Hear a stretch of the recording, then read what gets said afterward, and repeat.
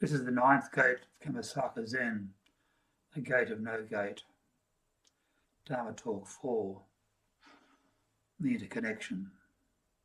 Interconnection of the ninth gate, gate of no gate, the ninth ox herding picture, returning to the source, and the interconnection of the two. In Zen Buddhism, the journey towards enlightenment, it's often illustrated through various metaphors that illuminate this complex and a non-linear nature. And to these central metaphors is the gate of no gate and the 10 ox herding pictures. They both form a framework that captures the essence of Zen practice as one that begins with seeking and concludes with an understanding that transcends conventional thought. And within Kamasaka Zen, these metaphors interlace in the profound concept of the ninth gate, where practitioners engage with the paradox of duality and non-duality. The ninth picture of the ox herding series, returning to the source, it represents an advanced stage in the seeker's journey, a point where they have moved beyond the illusions of separation and beginning to reach an awakened state in which the boundaries of self and other begin to dissolve. And then simultaneously, the concept of the gate of no gate represents a threshold without barriers, a passage where liberation lies beyond mere attainment. In exploring the interconnection of these ideas, we dive deeply into the understanding that enlightenment is not a distant destination, but rather return to the inherent nature of mind, which is simultaneously no different from the mind of all beings and the ninth ox herding picture, called returning to the source. And it illustrates the disillusion of the self, the embrace of the boundless and the manifestation of the true non-duality. And the term, the gate of no gate, itself is a paradoxical that suggests that enlightenment is both an entryway and an expanse without physical or mental boundaries. So the gate is not an obstacle. Rather, it simply represents an invitation to relinquish attachments to our dualistic perceptions, such as right and wrong or self and other. And only by crossing the gate of no gate can the practitioner perceive their intrinsic Buddha nature, which has always been present, but simply obscured behind our delusions. And in our practice, the concept of this gate is not merely a spiritual threshold, but an embodiment of the hands of the Master, or the sixth gate, where spontaneity and non-duality converge. So to pass through the gate of no gate is to recognize that there is no gate. There is no gate to begin with. And this gate is nothing more than a simple construction of the mind that perceives itself as separate from the world. And once seen through, this illusion of separation dissolves, revealing an interconnectedness that binds all beings and phenomena.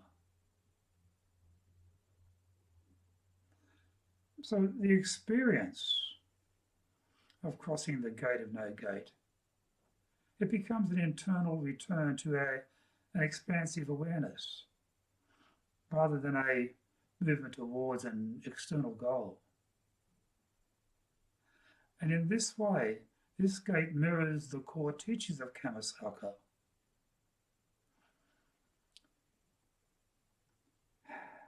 which emphasizes the intrinsic nature of enlightened awareness.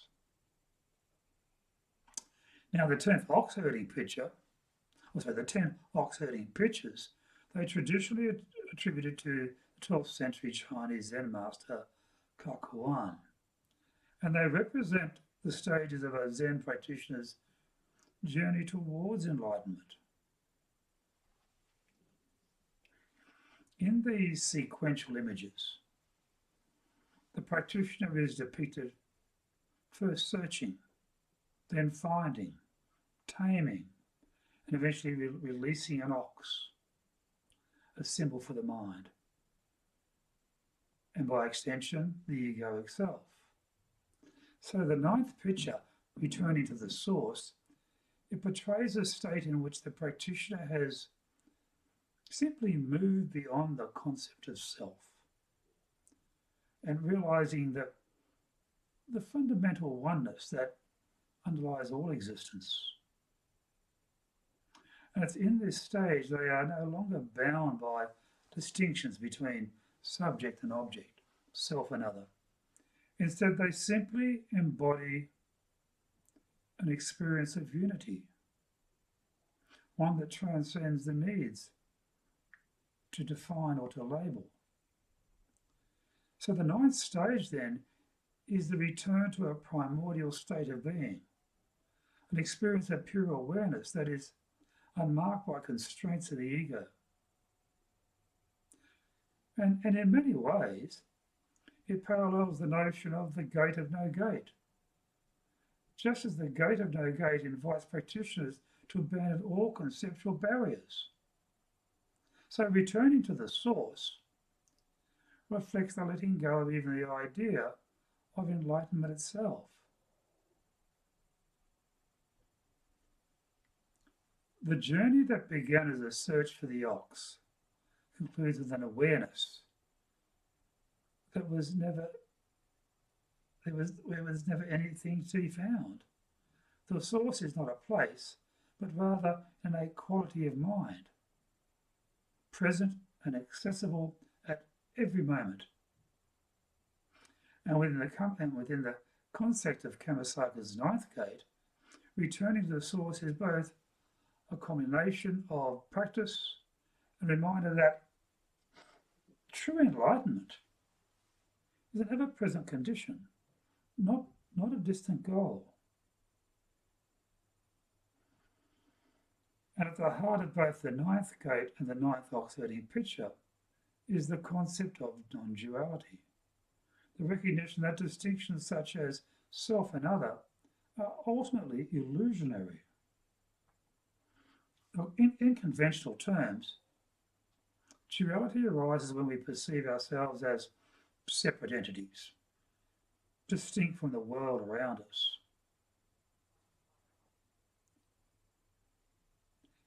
This perception of separation, it fosters attachment, it fosters aversion, it also brings on suffering as we attempt to hold on to what pleases us and avoid the things that we dislike.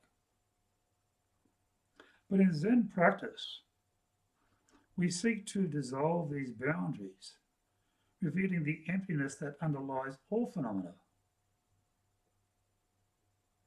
So in this 9th picture, returning to the source, the practitioner's realization is one of pure non-duality. They have transcended the need to perceive themselves as separate from the source, understanding that they are simply an inherent part of it. And this recognition is a profound one, for it means that everything is interconnected, inseparable from the source of existence itself.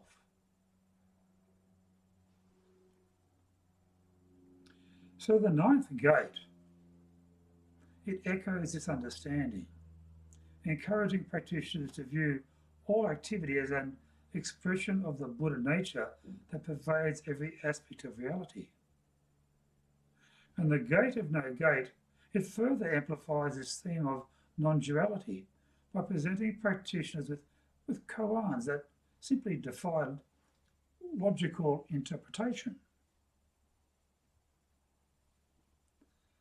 And these koans, they challenge the practitioners to move beyond the mind's habitual dualistic patterns and start to perceive reality directly. For example, that classic koan, what is the sound of one hand clapping?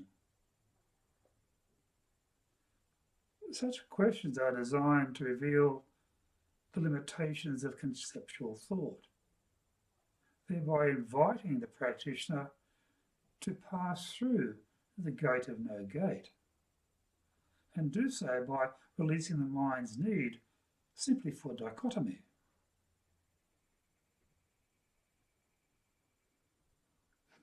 So the ninth gate is an invitation to embody non-duality in every moment.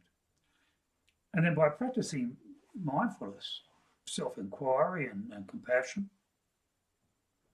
the practitioner becomes increasingly attuned to the independent nature of all things. And it's in this way they return to the source, not by transcending the world, but by fully embracing it, recognizing that their very existence is an expression of the interconnected whole.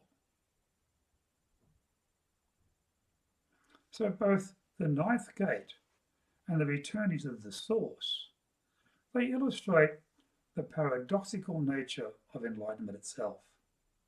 And in Zen, paradox is often used to disrupt conventional thinking, prompting practitioners to let go of their conceptual understanding and experience reality directly. So the gate of no gate, for instance,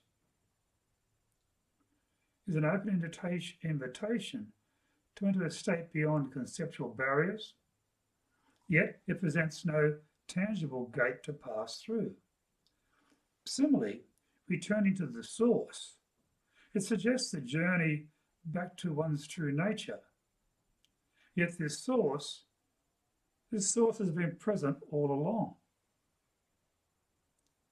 So the seeker finds that in the end, they are simply returning to a place that they never truly left. And this paradox, it highlights an essential aspect of Zen practice. The realization that enlightenment is not an achievement, but simply a recognition. The search for truth culminates in the understanding that there is no other to find. There is no separate entity that can then grasp enlightenment as an object.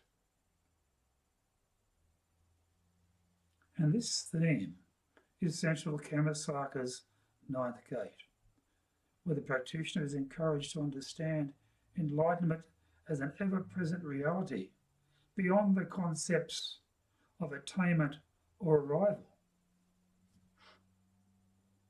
So the journey towards enlightened awareness, symbolized by the ox-herding pictures, they reveal the destination is in fact the origin.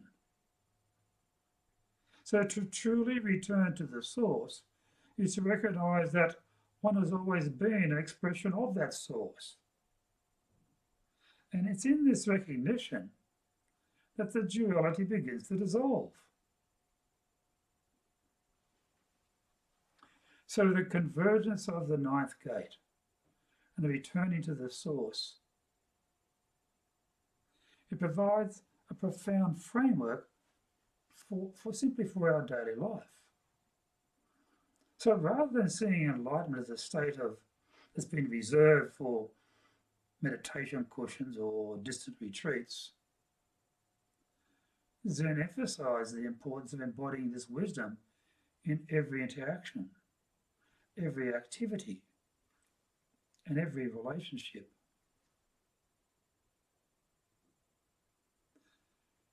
So this state encourages practitioners to carry out the awareness of non-duality into all aspects of their lives, whether just washing dishes or speaking to other people or performing mundane tasks.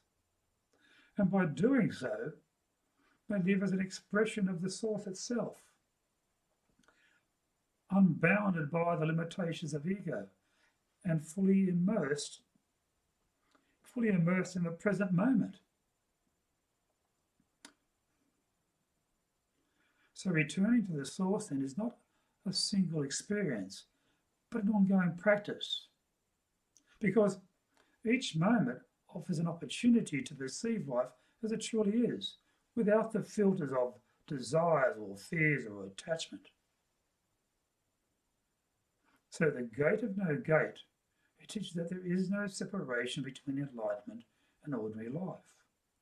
And it's by crossing this gate, crossing this gateless threshold, that practitioners can recognize their Buddha nature in the simplest of actions, thereby simply manifesting the wisdom of returning to the source, and doing so in every breath. So to conclude, interconnection of the gate of no gate and the ninth oxiding picture, returning to the source, within the concept of Kammasaka Zen, reveals the essence of Zen practice as one of direct experience and boundless compassion. And by traversing this gate of no gate, practitioners return to an awareness of oneness that simply transcends all distinctions, and embodying a life of harmony with the source.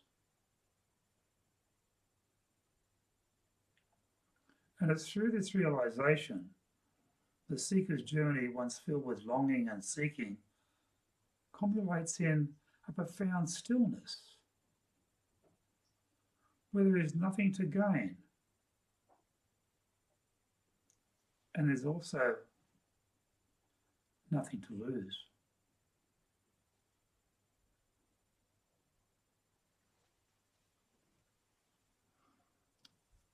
Thank you for listening today.